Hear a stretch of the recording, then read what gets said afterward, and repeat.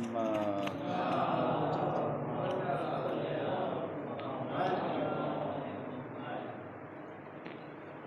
औज़ु बिल्लाहि मिनश्शैतानिर रजीम। बिस्मिल्लाहिर्रहमानिर्रहीम।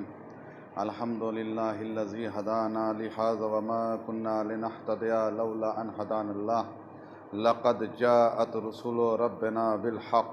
अस्सलातु वस्सलामु अला महबूब रब्बिल मग़रिबैन वल मशरिक़ैन जद्दिल हसन वल हुसैन बिल क़ासिम मुहम्मद।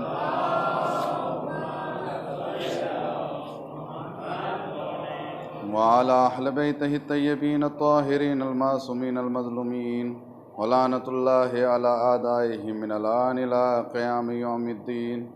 अम्मा बाद फ़क़द क़ाल इमाम जाफ़र सादिक़ अलैहिस्सलातु वस्सलाम फ़ी ज़ियारतिल वारिसा। बिस्मिल्लाहिर्रहमानिर्रहीम। अशहदु अन्नका क़द अक़मतस्सलात व आतैतज़्ज़कात व अमरता बिल मारूफ़ व नहैता अनिल मुनकर। सलावत पढ़ते मोहम्मद।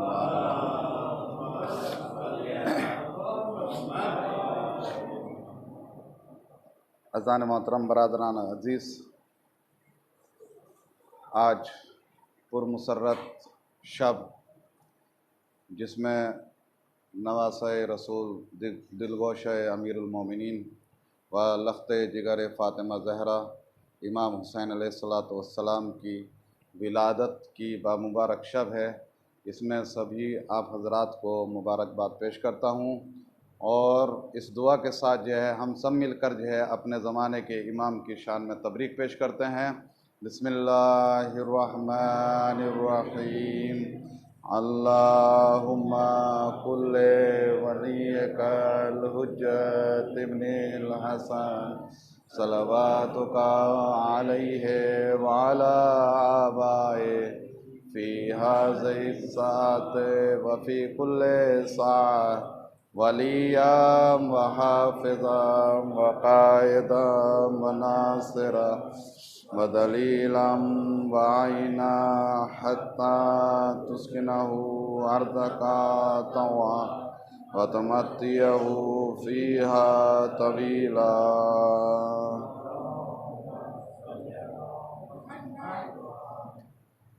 मुख्तसर सा वक्त दिया गया है, 10 से 15 मिनट के अंदर अंदर जो है वो तकरीर को ख़त्म करना है और उसी के अंदर जो है वो इंशाअल्लाह ज़्यादा कर चीज़ें पहुंचाने की कोशिश करूंगा। सबसे बड़ा आज की शब का जो तोहफ़ा आप हज़रात को पेश करना चाहता हूं वो तोहफ़ा ये है कि दुनिया में इंसान जब रहता है तो किसी न किसी मुसीबत में मुब्तला हो जाता है। बीमारी में, औलाद के मुताल्लिक, घर के मुताल्लिक, कारोबार के मुताल्लिक या किसी भी परेशानी में मुब्तला होता है।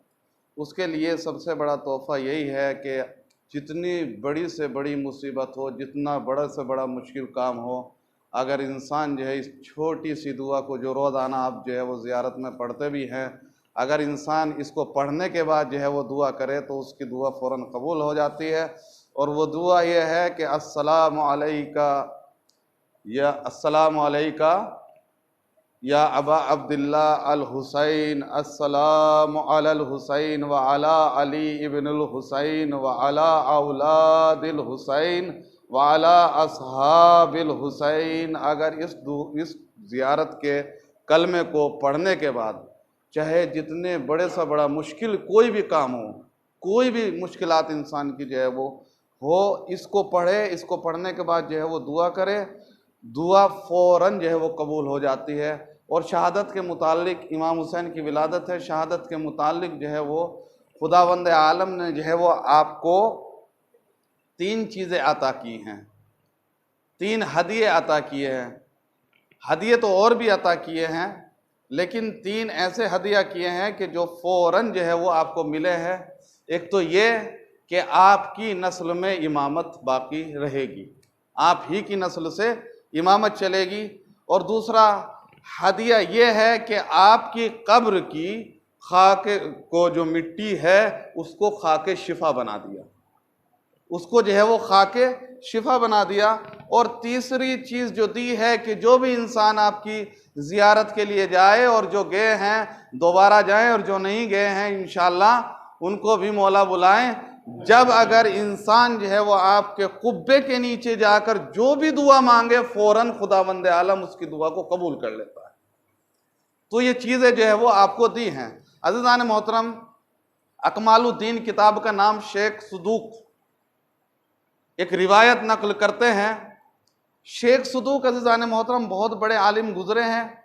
जब आप मशहद मुक़द्दस जो है इमाम की ज़ियारत के लिए जा रहे थे तो उस वक्त इमाम से मुलाकात हुई, आखिरी इमाम से मुलाकात हुई, और इमाम ने आपसे कहा कि ए सदूक, तुम्हारे वालिद के यहाँ औलाद नहीं हो रही थी, तो लिहाजा आपके वालिद ने हमसे दुआ की, तो आप उस दुआ का नतीजा है, हमने आपके लिए वो दुआ की तो उस नतीजे में आपके वालिद के यहाँ आप जो है मुतवल्लिद हुए, लिहाजा आपके ऊपर इतना हक तो हमारा बनता है कि आप हमारे मुतालिक एक किताब लिखें। आखिर इमाम ने कहा कि हमारे मुतालिक जो है वो आप एक किताब लिखें। उसी अकमालुद्दीन किताब के अंदर जो है वो शेख सदूक रसूल अल्लाह से रिवायत करते हैं कि रसूल अल्लाह जब इमाम हुसैन की विलादत हो गई और अपने हाथों पर जो है इमाम हुसैन को लिया, तो उस वक्त जो है रसूल इस्लाम जो है वो गिरिया करने लगे और रोने लगे। जनाब फातिमा ज़हरा ने जो है वो गिरिया का सबब पूछा कि बाबा रोने का सबब क्या है, तो एक मरतबा रसूल ने फरमाया कि मेरे इस लख्ते जिगर को करबला के मैदान में शहीद कर दिया जाएगा। तो उसके बाद जनाब फातिमा ज़हरा ने कहा कि बाबा जब कत्ल कर दिया जाएगा मेरे बेटे को, तो उस वक्त इस पर रोने वाला कौन होगा।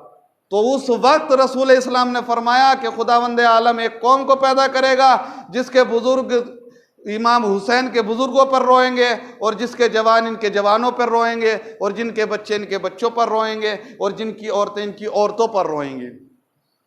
फिर उसके बाद अज़ीज़ान मोहतरम, रिवायत जो है वो यहीं पर नहीं रुक रही है।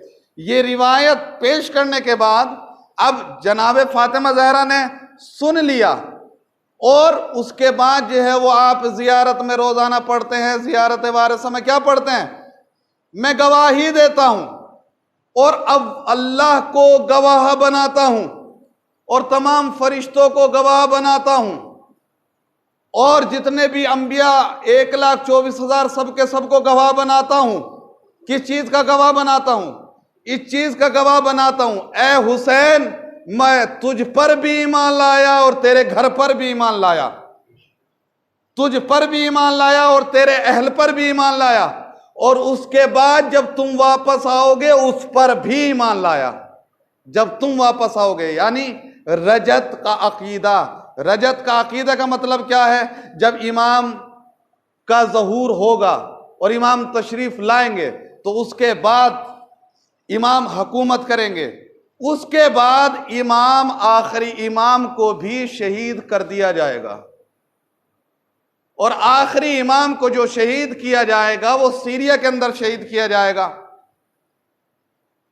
और सीरिया में एक औरत पैदा होगी जिसका नाम मलीहा होगा, वो इमाम को शहीद करेगी।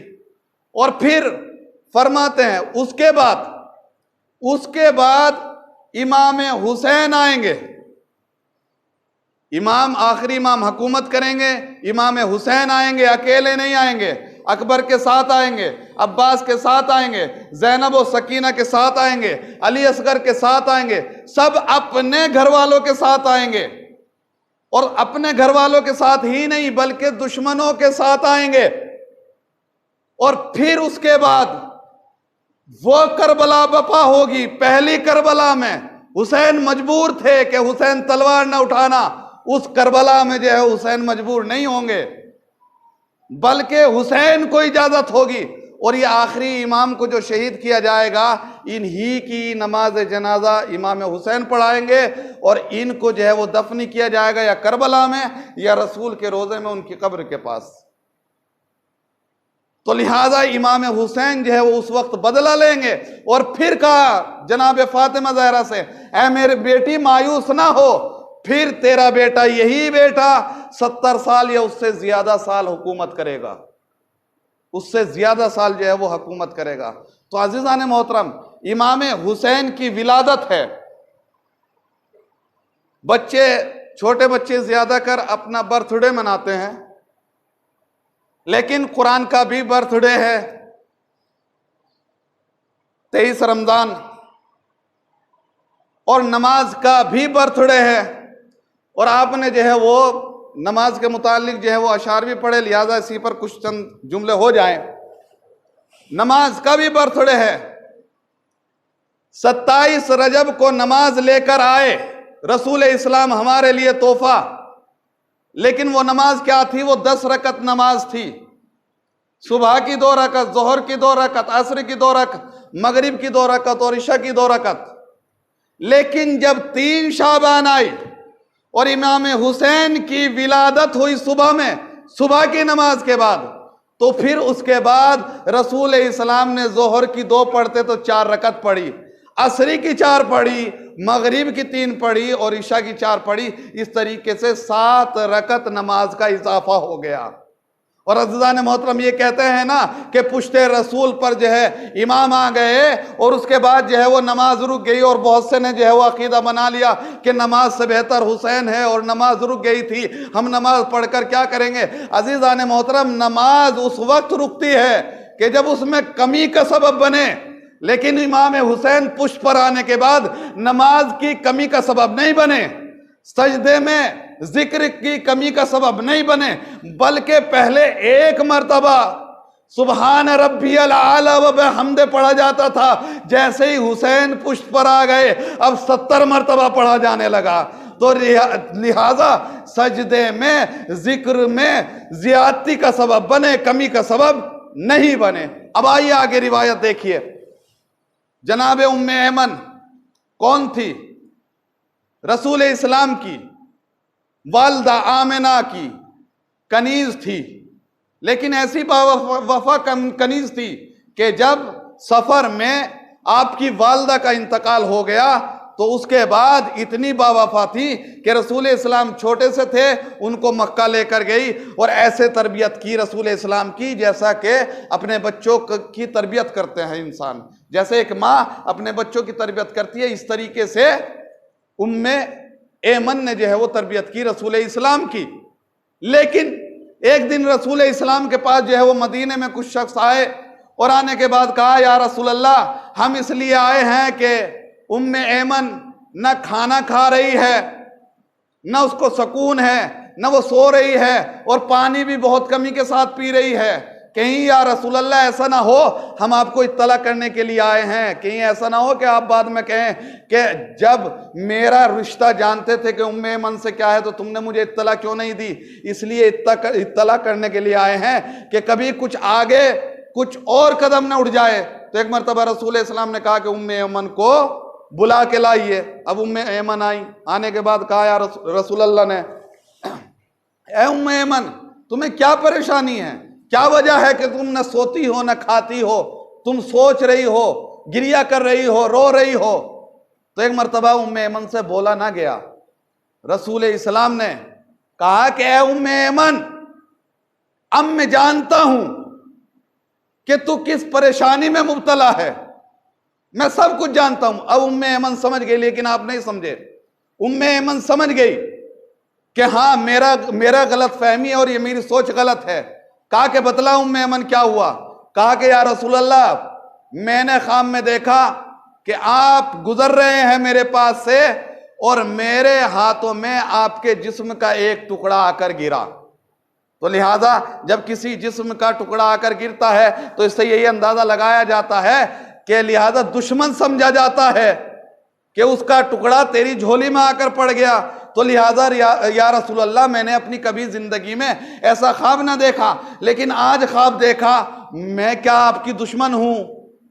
कहीं ऐसा तो नहीं है कि खुदावंद आलम मुझे बतला रहा है कि मैं रसूल की दुश्मन हूं? तो एक मरतबा रसूल इस्लाम ने कहा, ए उम्मे ऐमन, तुझे मुबारक हो, खुदावंद आलम तुझे मुबारकबाद देना चाहता है और तुझे एक हदिया देना चाहता है। कहा कि वो हदिया क्या है? कहा कि वो हदिया मेरी बेटी के यहाँ एक बेटे की विलादत होने वाली है और जिसकी तरबियत तुम भी करोगी कुछ साल।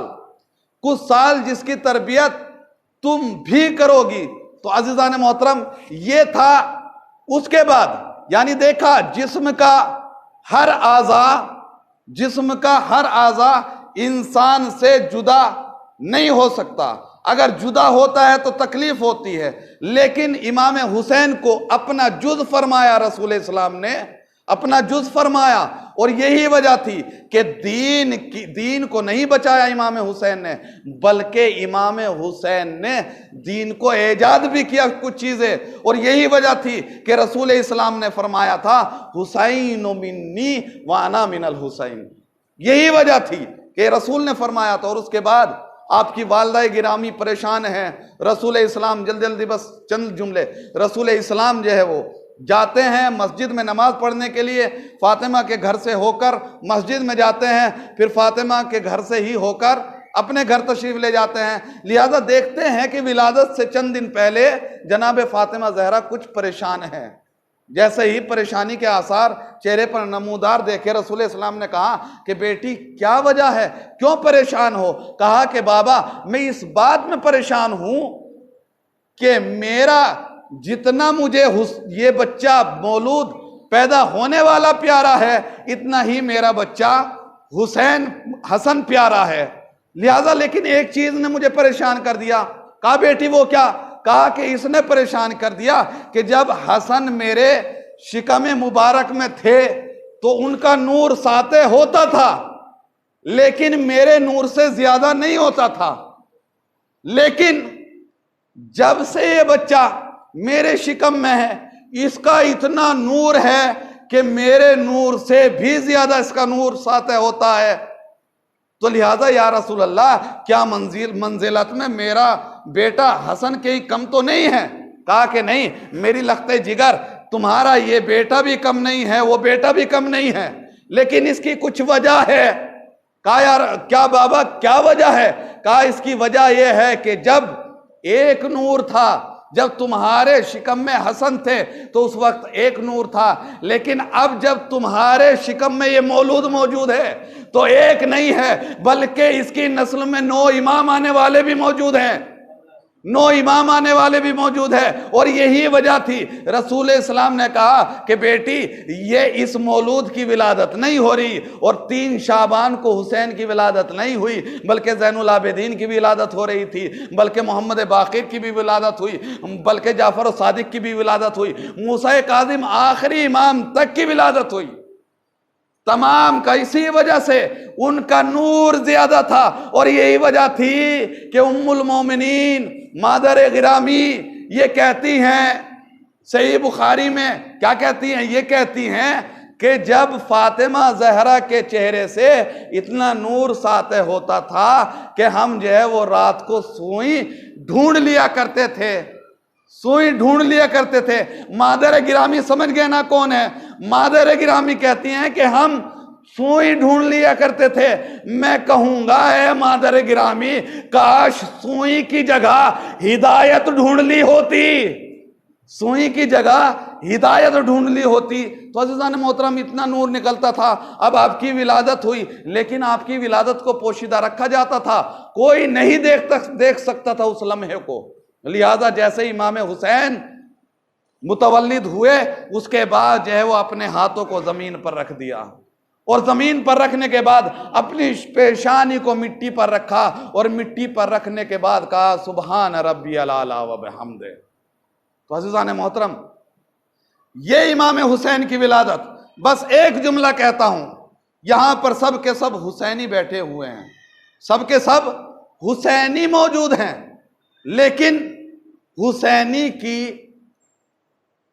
पहचान नमाज जरूर है, लेकिन सबसे बड़ी पहचान नहीं है। क्यों? इसलिए कि नमाज करबला में हुसैन भी पढ़ रहे थे, यजीदी भी पढ़ रहे थे, उसके बाद रोजा हुसैनी की पहचान जरूर है, लेकिन सबसे बड़ी पहचान नहीं है। क्यों? इसलिए करबला में आशूर के दिन यजीदी भी रोजा रख रहे थे, उसके बाद हज व ज़कात, खुम्स, ये सब चीजें हुसैनी की पहचान तो है लेकिन सबसे बड़ी पहचान नहीं है। अब सबसे बड़ी पहचान क्या है? सबसे बड़ी पहचान वही है अम्र बिल मारूफ व नही अनिल मुनकर। क्यों? इसलिए कि नही अनिल मुनकर व अम्र बिल मारूफ हुसैन की फौज में तो था, हुसैन के असहाब में तो था, हुसैन के खेमों में तो था, लेकिन यजीद की फौज में अम्र बिल मारूफ नहीं था, नहीं अनिल मुनकर नहीं था। और अगर एक था भी वो सुबह आशूर निकलकर हुसैन की तरफ आ गया हुर।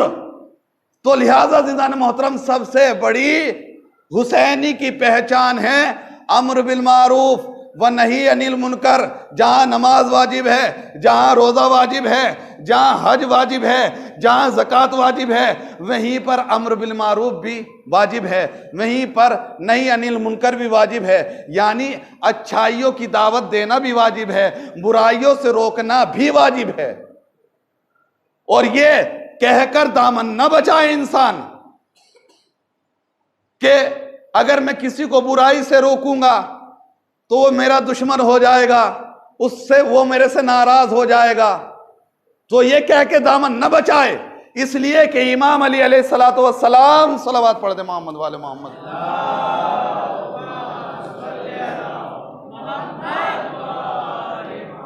इमाम फरमाते हैं कि जिसका कोई दुश्मन नहीं है, जिसका कोई दुश्मन नहीं है तो वो मोमिन नहीं है।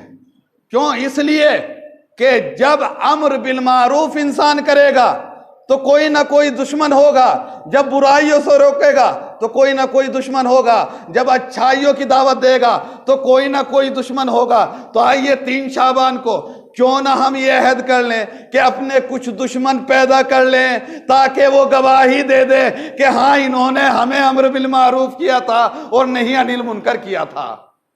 एक सलावात पढ़ दे मोहम्मद वाले मोहम्मद पर। तो अजीजों, अम्र बिल मारूफ ज़रूरी है और नहीं अनिल मुनकर ज़रूरी है। अज़ीज़ान मोहतरम, बस मैंने आपकी ज़हमत को तमाम किया।